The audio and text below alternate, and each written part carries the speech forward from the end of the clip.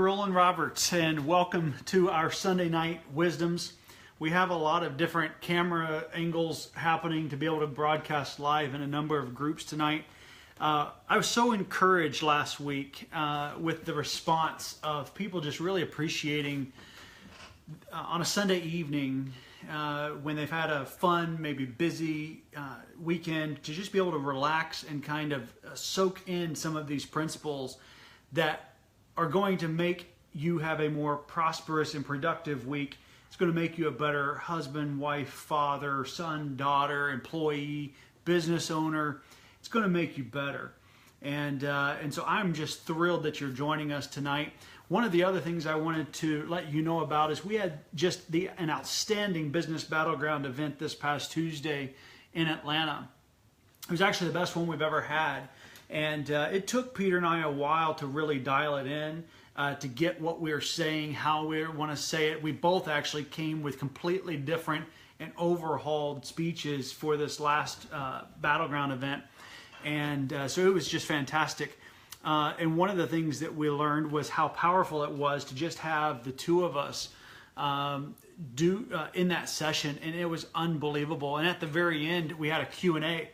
And by the way, we're going to have a Q&A tonight. So if you have questions as I'm going through these principles from Proverbs, just feel free to type or ask a question, and I'll just stop in the middle and clarify or share some stories, personal or business.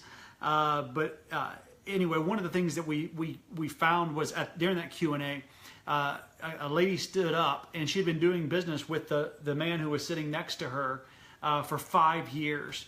And she said, when he came off the CEO cruise in February, she said he was transformed. He was not just changed. He was not just a little bit different.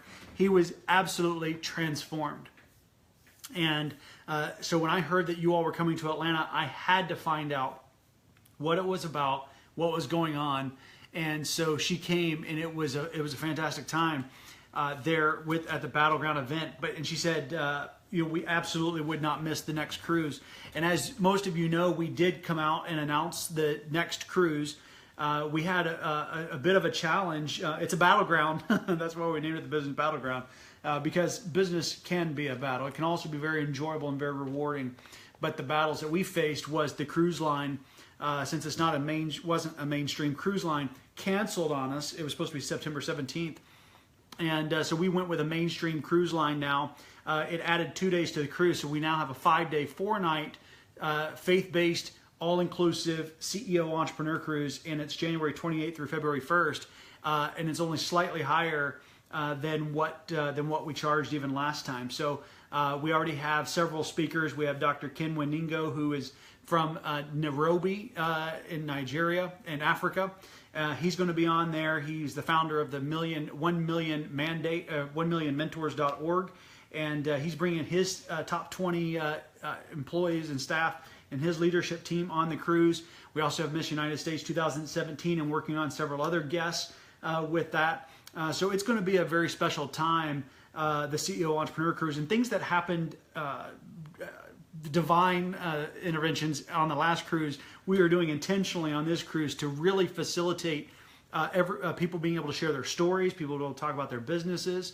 And so we're going to be able to be doing that intentionally this time. Well, let's jump right into our Sunday night wisdoms. And this is just where I visit from the book of Proverbs and equate it specifically to business, specifically to your business, or specifically to you as an employee or business owner, entrepreneur this week. I want this to be a relaxing, enjoyable time, get you in a flow so that you are ready to conquer this week and to do what your calling is, follow your calling.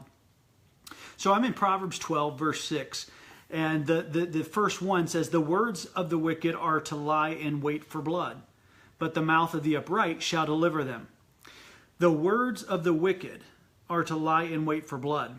And I start thinking about this, and the words, our words are so important. Our words are critical. And our speech breathes life into people, or it destroys people. And a different verse in James, it says that the power of life and death is in the tongue.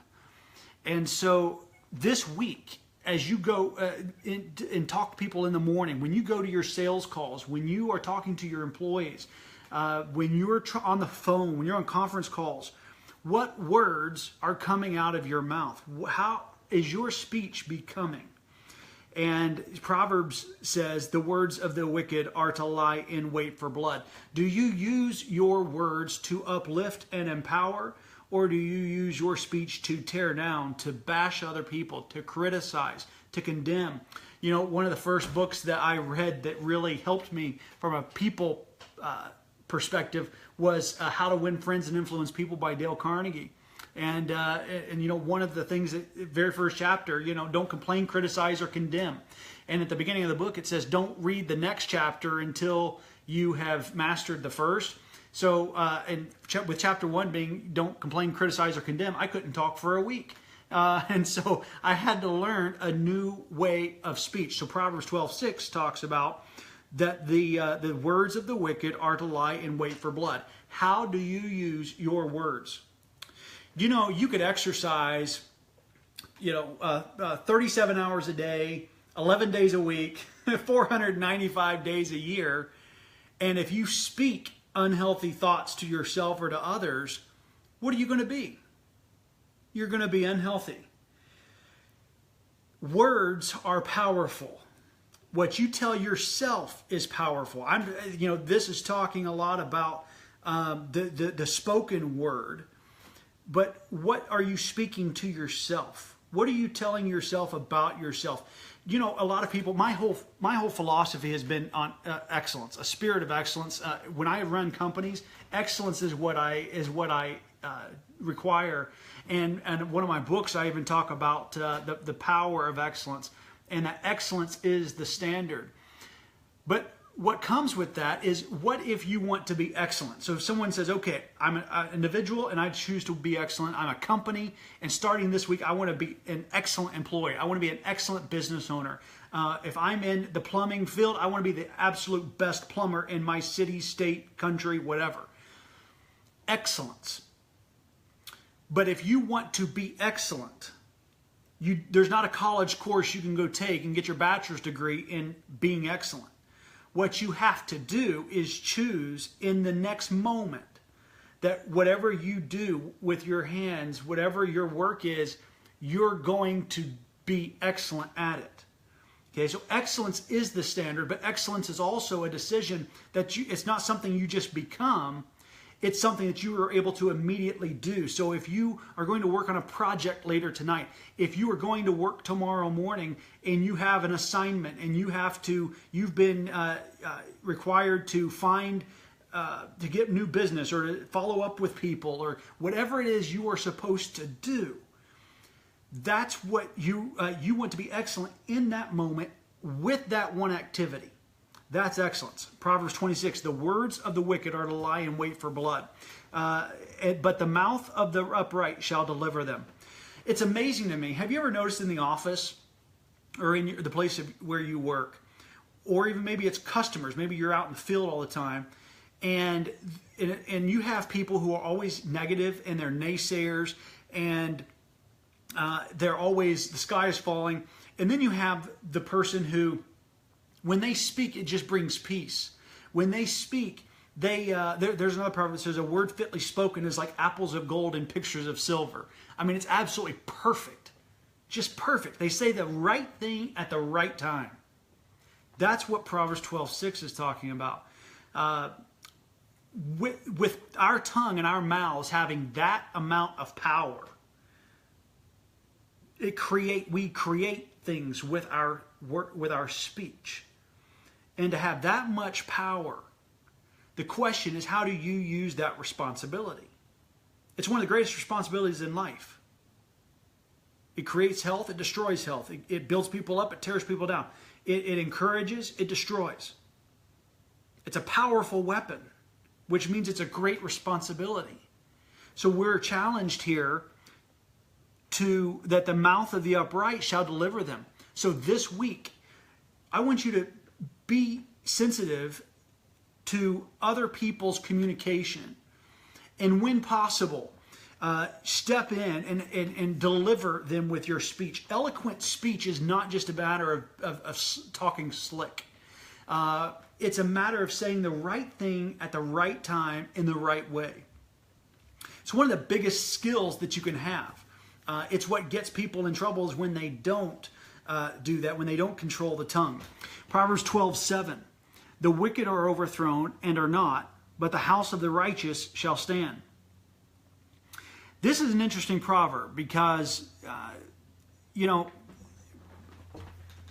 the house of the righteous shall stand.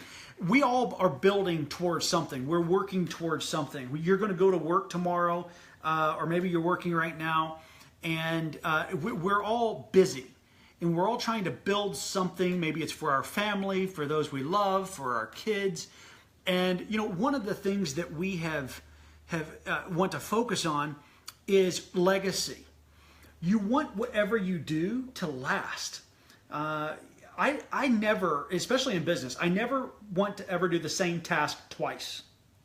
So for example, if someone brings me a problem tomorrow, I don't mind spending 3 hours solving that problem.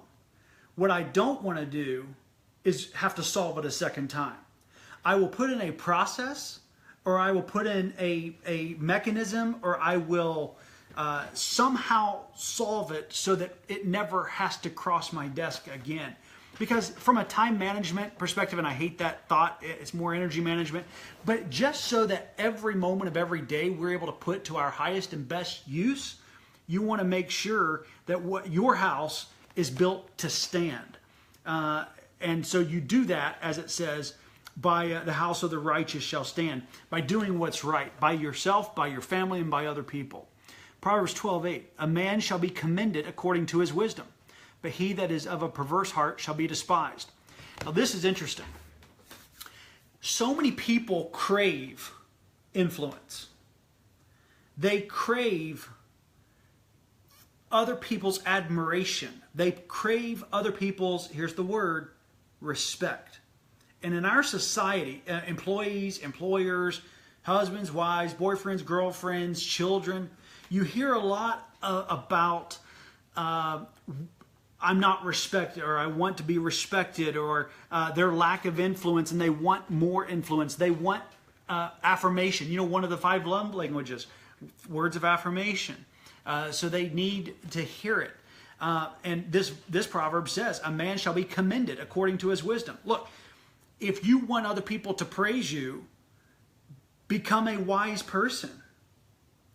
You have to, it's not just going to happen. You don't, despite some modern day thinking by the next generation, you don't get commended just for showing up. You don't get praised just for being, the unicorn that you are. You don't get praised for that. You don't get commended just for waking up in the morning. This proverb says that a wise man or a man shall be commended according to his wisdom. So if you want the promotion at work, if you want to further your mission and the work that God's called you to do, if you want to have man's applause, then Proverbs 12:8 says, a man shall be commended according to his wisdom. So get wisdom. And the beginning of wisdom, according to Proverbs, is the fear of the Lord. So it's understanding, why are you even here? Why are we on earth? Why are you going to go to work tomorrow morning? I mean, that's a pretty important question to know. Why are you going to do what you're going to do tomorrow? Why? Why? And it's almost like the meaning of life, the purpose of life. Why are you here? And this says, a man shall be commended according to his wisdom. So get wisdom. And especially if that's something that you crave. And then the second thing, but he that is of a perverse heart shall be despised. Oh, man. Now, we all know the people that, I don't care how much they flatter you with their tongue, but you know that in their heart, they have other purposes. They don't have the best intentions. They say the right things, but their motives are not pure. There's a great quote that I saw, and it said, always listen twice, first what's being said, and then most importantly, who's saying it. You have to hear what's not being said. Think about that. You have to hear what's not being said. So that of a perverse heart shall be despised. It's interesting to me that it says this right on the tail of if you want to be commended, then become a wise person.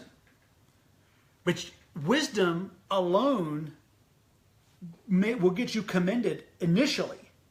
But if you have wrong motives, eventually people will find that out and they will despise you for it.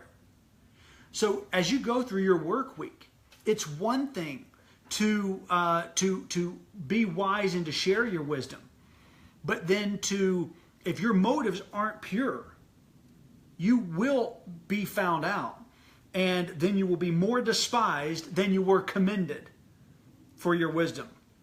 And let me see, I think we might have had some questions here. Oh, no, thank you. Well, I appreciate that. Thank you, Christine. Yes, if you have Q&As or anything else, then feel free to do that. I'll stop in the middle and answer questions or clarify. Proverbs 12:9. He that is despised and hath a servant is better than he that honoreth himself and lacketh bread. Once again, so we're still on this topic of praise. And recognition is really what this is about. Recognition is huge in the workplace. If you look at the military, it is an organization that is known to not be the highest paid profession in the United States. I mean, you can find higher paying jobs. So why do people risk life and limb day in, day out? And not all of them are doing it because they just, love of the country or whatever. They saw it as a career and so forth. So why do people do that? How does the military, an all-volunteer army, do that with such a high-risk profession? And they found the key is hidden in recognition. Even North Korea, countries that are not free, do this. They use, in fact, if you stand up, you see all of the badges and you see the pins that they can earn, and sometimes it's just covering their whole vest and the whole jacket, and that's because of recognition. In your workplace, they probably have recognition programs. I know Starbucks has extensive ones. Choice Point, a company I was with, we had extensive recognition programs. But look, when it comes to recognition, everybody wants it. Babies cry for it, and grown men die for it. The military's figured it out. Schools figured it out whenever they, starting in elementary school, when they give you the gold star, or the blue star, or the red star, whatever, as we are rewarded and recognized for our work. But Proverbs 12:9 specifically says, or tailing on verse 8, that if the principle is, if you're commended for being wise, but then if your motives are wrong, you're going to be despised. And then it goes on, but it's better to be despised and have a servant than that's better than he that honoreth himself and lacketh bread. So it's saying at least be a wise steward. So, and sometimes in business, this is tough because so much of leadership sometimes seems to be a paradox. We tell you to be aggressive, go after it, get what you want. The early bird gets the worm. And then on the other side, we're saying be patient. Be patient. Be still and know that I'm God. Let him fight your battles for you. So there's this constant, when do you be patient? When should you go for it? When should you be firm? And when should you be soft? Sometimes your staff or your employees or whatever, they need the direction. They need you, the tough love. And then sometimes they need you to be understanding, and you need to be long-suffering. You need to have grace and mercy on them. And maybe they're late for the umpteenth dozen time, and anytime else you'd let them go. Maybe they need to be let go, but maybe you should show some mercy there. That's where wisdom will come in. But the point is, it sounds like a paradox. So I can't just say, if this happens, then you absolutely always fire this person. And if this happens, then you always do this. Because sometimes you should slow down.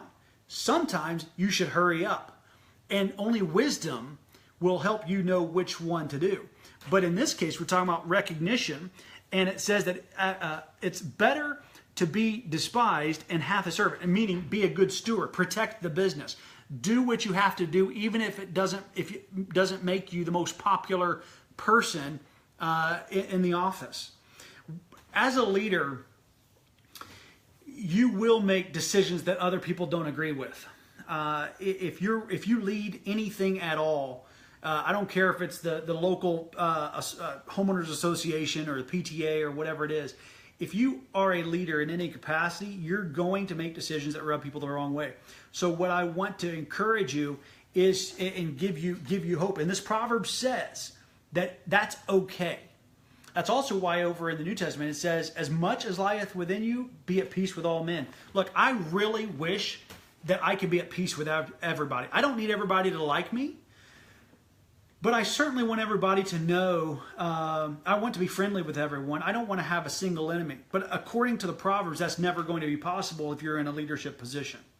If you do anything worth doing, there's going to be some people that you just rub the wrong way. And not you personally, it's what you represent. It's what you stand for. It's who you are. Your very name, your very idea of who you are just makes their blood curl. That's okay. This specifically gives you the permission and the authority that is okay. And that is better than having all the praise and all the applause and all the staff and all your employees loving you to pieces and the business close. It's better to be a good steward and make the tough decisions in business and keep the business open, keep it running, than to please everybody and have to shut the business down. I remember at Choice Point, I had to make this tough decision. I mean, I had to fly out to El Paso, Texas. We had an office with about 300 people in it in Las Cruces, New Mexico, and about 300 people in El Paso, Texas. And I was having to go out there to lay off all of those people and shut down both offices. Very difficult time. And this was as we were entering the Great Recession in 2007. I remember going there, and my direct reports could sense that this was coming. I mean, they saw the revenue, they saw what was happening, they saw that our largest clients were closing their doors. Some of the big financial institutions, the mainstream ones, the largest ones in the country, and so I remember them asking me one time. The guy said, "Rollan, tell me straight up, are we getting laid off? I mean, are we closing?" And it would put me in a tough position because corporate, I mean, I could not say a word. I was not supposed to say if layoffs were coming or not coming. And if I said that they were, then they were all concerned that it would cause a frenzy and we wouldn't be able to deliver for the next few weeks and everybody just stopped showing up or what have you. And I really prayed a lot about it, and I didn't know exactly how to handle it. And what I ended up doing was I found a way to do right by the business and honor my word, the confidentiality that they had placed in me as a senior executive, and then also doing right by my staff and the employees and my direct reports. And so I was able to say things in an appropriate way and basically gave him permission to be finding other employment and said, if I were you, I highly recommend you be looking. So there are ways to still honor people, but it certainly seems like it's at odds. And this even says it's better to be despised and have good business sense than to puff yourself up and just everybody like you and you're starving to death. So the next one, verse 10: a righteous man regardeth the life of his beast, but the tender mercies of the wicked are cruel. A righteous man regardeth the life of his beast. Proverbs talks about everything. I mean, it's pretty crazy because you don't have to join PETA to care about animals. In fact, this says that if you are a good person, an upright person, regards the life of his beast, you take care of animals. This is, whoever would think that a proverb tells you how to treat your pet? Isn't that pretty cool? I mean, I think that's awesome because this is not just a social issue. Did you know that treating your pets right is a spiritual issue in taking care of creation? That's why we should be loving everyone. That's why we should be loving everything, because because it's a creature of his. We're made in his image, and he says that good people take care of their pets, which part of wisdom means don't get more pets than you can afford to take care of. You may have enough love to tend to 100 different cats and dogs, but you may not have the means and the resources to take care of those. I'll tell you, horses. I love horses. Everybody who follows me on anything knows that. You've seen my horses through the years. Some of my best times have either been in the plane or on the horse. And my favorite horse of all time was Gunsmoke. One of the things, though, that you'll find out is horses are very expensive to maintain. They're very expensive. And if you have 3 horses or 4 horses, some boarding places charge you, $700 or $1,000 a horse. So your horses may cost more than your house on a monthly basis. Oh, and they eat, and they need shots. And what it doesn't cover is if they get sick, because they do. Or I remember Gunsmoke even, as he got older, I had to put some special horseshoes on it. And of course they're not the $100 horseshoes. Of course it was extra, and he needed something, this and that. And I remember this one horse. Listen to this. I totally forgot about this. I'm trying to think of the horse's name. I named him Sawdust. He was a Palomino, gorgeous Palomino.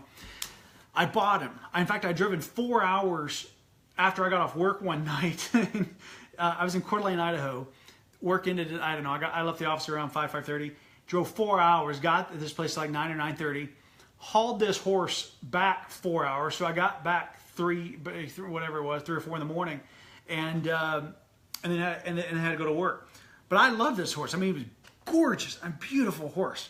So I spent the next few weeks, working with him and things like that. And I noticed he was I couldn't get him to do certain things that should have been working. And so I had the vet come out to take a look at him.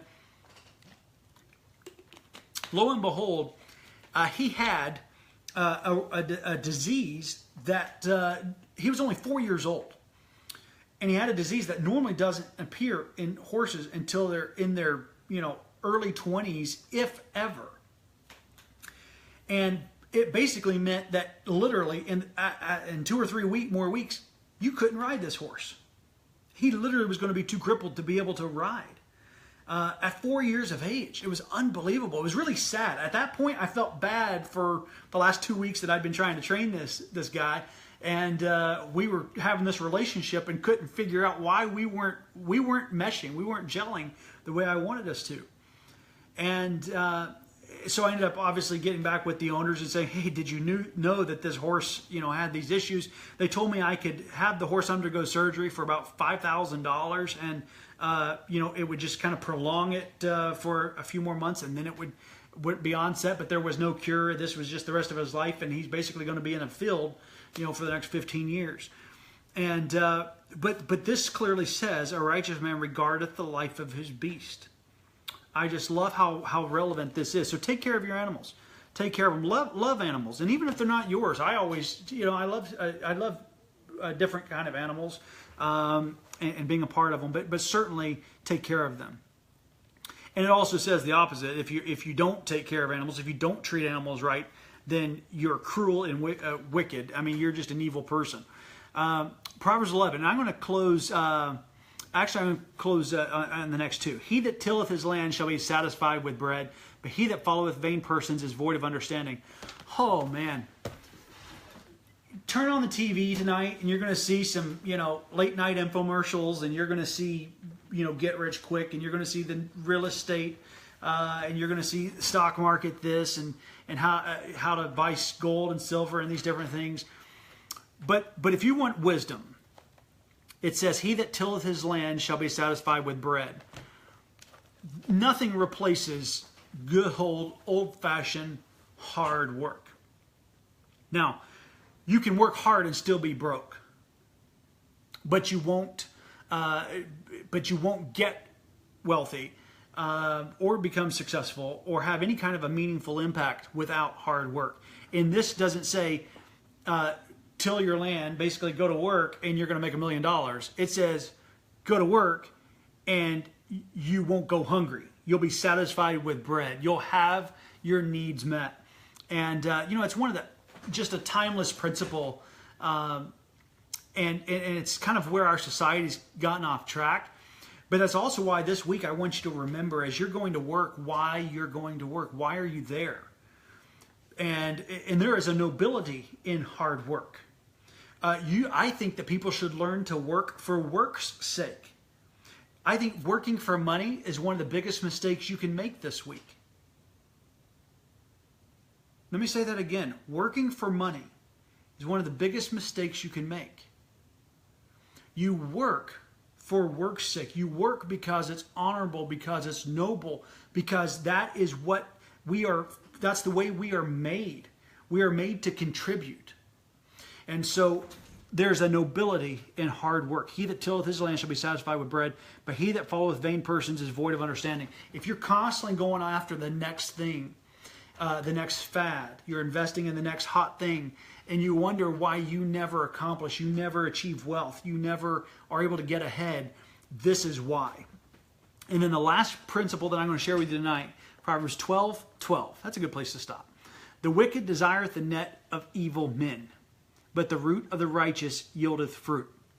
And that's kind of a weird one. I mean, I'm going to read it again just so you can kind of think about this. The wicked desireth the net of evil men, but the root of the righteous yieldeth fruit.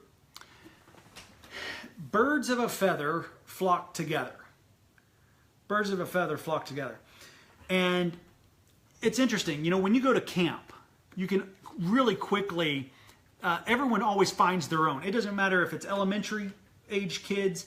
My youngest daughter went to SeaWorld's camp this year. And I'm telling you, at the end of the first day, she was giving Chelsea and I an earful on the personalities of everyone, who her best friend was, and was going to be for that week. Everybody instantly found their own. And it doesn't just happen at junior high SeaWorld camp. It happens in your workplace. It happens in your office. The A players are over here, the B people over here, the B players. You've got the gossipers over here. You have the just different cliques. You've got the ones who want to work hard over here. You've got the ones who just kind of want to slack. Let other people take up your slack. They're all in different groups. And this says that the wicked are going to find their own, and they actually desire it. They desire what their group does. So they actually learn to like it. So let's take it Friday weekend partiers. Okay, people who go out every Friday night and Saturday night. They're drinking, they're they're messing around, and they're staying out late, and they're just nothing good's really happening. They're wasting money. The friendships aren't even as real as they think they are. And Proverbs 12:12 here says, the wicked desireth the net of evil. I mean, you actually start to desire it. You become addicted to, well, this is just what I do on Friday nights and Saturday nights, and this is just what I do on Sunday morning brunch, and this is just what I do at this particular time. You actually start desiring it. And then the second part of that, but the root of the righteous yieldeth fruit. There was one of the things that I've hated. I've always struggled with it. I remember in 7th grade I struggled with it, and I'll tell you the story. I have a thing about fairness. I want things to be fair. I want life to be fair. I want people to be treated fairly. And obviously, you all know the rhetorical response: life isn't fair. But as much as possible, I want it to be fair. And it bothers me when it's not, for me or anybody else. And so one of the things that I did, thank you, Crystal, one of the things that in 7th grade I had to learn this lesson. There was a teacher that I grew up in my dad's church and school. The school is Victory Baptist Academy in Beaver. That's an actual town, West Virginia. And there was a teacher there that I did not get along with. I really struggled. He and I clashed like you cannot imagine. There was one time I challenged him in front of the entire school, and in front of the entire classroom. And I got called to the principal's office, and I was told in no uncertain terms by my dad, the administrator, that if that ever happened again, I would be suspended in a heartbeat. And when I got home that night, my mom, we were all talking about it because I was really bothered that I was not being treated fairly, and that's why I felt like I was standing up for myself. And I just was telling my parents, I'm really struggling with this because I want people to be treated fairly. I want to be treated fairly, and I'm not. And so my mom told me this. She said, "Son, you're in the 7th grade. You're going to have this teacher for through high school. So for the next 5, 6 years, I mean, you're going to have him through 12th grade. He's not going anywhere. And so you have to figure out how to get along with him. You are going to have to learn how to deal with people that aren't easy to get along with, or that are different, or that aren't fair, or that say the wrong thing at the wrong time, or that just rub you the wrong way. You're going to have to figure it out." But here's what she said. She said, "You can look at that and be miserable for the next 6 years, or you can figure this out. Because I promise you, when you go into the workplace and you go into the job, it may not only be one teacher or one person that you struggle getting along with. And don't you want to know how to get along with them by the time you get there? So use this as practice. Use this time to figure out how you want to respond when you aren't treated fairly. If your boss calls you in tomorrow and rails on you for no good reason, I mean, you've done absolutely everything you could. You have followed up with the guy 100 times and you still don't have the PO, or you've made the conference calls and you've sent the emails and you've done everything by the book and you have been textbook perfect, and you still get reamed out unfairly or unjustly this week. Or maybe you're passed up for a promotion, or you're overlooked. I want you to remember this. I want you to remember this Proverbs 12:12. "The wicked desireth the net of evil men, but the root of the righteous yieldeth fruit." It's not what happens, it's how you handle it. How you handle it, how you handle adversity, how you handle unfairness, how you handle when people do you wrong, is the fruit. That is the fruit. That shows what is in your heart. It shows what's in you. And Proverbs 12:12 says that the root of the righteous will yield fruit. And that's something that you can count on. So I've enjoyed this Sunday night of Wisdoms. I love this. I can't believe that it talks about the most powerful weapon on earth, the human tongue, and how we can build life, create life, or we can destroy life and tear it down. So this week, make sure you speak life into your employees, speak life into your customers. Vow before every single meeting, every person I talk to, they're going to walk away and they're going to be encouraged because they heard from me, because they heard me this week. They are going to be better. And then the other thing that I want to leave you with is the CEO Cruise. Make sure that you go to ceocruise.com.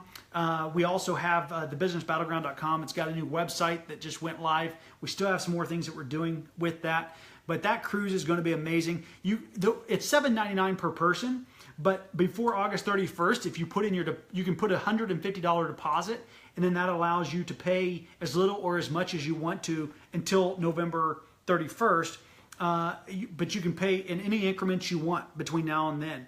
After August 31st, though, of this year, after the next a month and a half from now, you'll have to pay the $7.99 in full, and the cruise line does not let you just make payments to them. So that's all on the website with the cruise line, and you can kind of take care of that with them. But I'm telling you, we're planning an incredible cruise. We expect a large group to be on this cruise, and we have some great speakers that'll be a part of it. Our next Business Battleground event is in West Palm Beach, and it is on the 25th of this month at 7 p.m., 7 to 10 p.m. It'll be a great time, and we expect about 150 people or so. It is a ticketed event, but they are free tickets. So make sure if you go to thebusinessbattleground.com, then you will see the link for event tickets. You can just click on that. It'll take you right to the West Palm Beach Battleground event. And it's going to be 3 hours. And then I'm telling you, the Q&A was just amazing. And some of it was just about Peter and I. Some of it was about our life or our background or some of our challenges and how we overcame that. And then some was, when I was CEO of the hoverboard company and the different fires that we had to deal with. So anyway, those are some of the things. This faith-based CEO Entrepreneur Cruise, there's just nothing like it when you bring in kingdom entrepreneurs and kingdom business people, and you bring them together in that environment, I'm telling you, it's unlike anything you've ever experienced. The church has just, my opinion, neglected the Christian entrepreneur. There's almost a scare factor to it. We were talking with one the other day, and it's like, it's ironic because if I help an entrepreneur who's, let's say they're making $100,000, their business is doing $1 million a year, they're making $100,000, they're giving $10,000 to their church, to their faith, and if I help grow that company to $10 million, now they're giving $1 million, and I'm still getting whatever. They're still paying $7.99 for the cruise. If they do 100 million and they start giving 10 million, they're still paying $7.99 for the cruise, but then their place of worship is getting $10 million a year. So doesn't it make sense to help people to improve, and especially to do it for the kingdom, working intentionally to bear fruit, like we just talked about in Proverbs 12:12.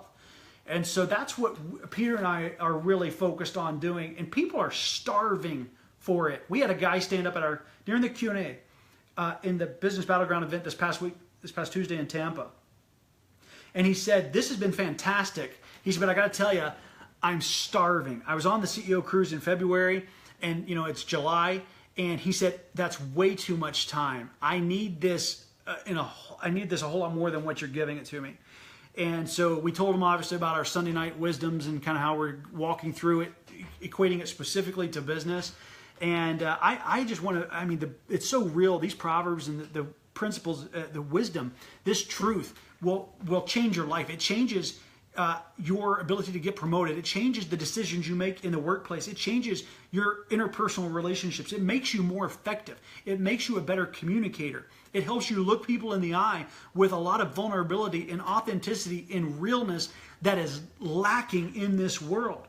I have a CEO huddle this Tuesday at 11 a.m. at the Starbucks at Kirkman and Metro West area. And one of the things we're going to be one of the things that I do at all of the huddles is I tell people as soon as we get there, it's fine if you want to pass out business cards, but this is not just a networking thing. I want you to take your masks off, put them in the center of the table. Don't just tell me how good business is. Don't tell me about the deals you're about to close. Don't tell me how wonderful everything is going. Tell me what's not working in your life. Tell me what's keeping you up at night. Tell me the biggest challenge that you have right now. Tell me whenever you get past what you're in the middle of doing right now, what is the biggest care, concern, or worry that you have right now in your life or in your business? Maybe it's a child. Maybe it's a spouse. Maybe it's a personal relationship. Maybe it's the IRS. I don't know what it is for you or for you as a business owner.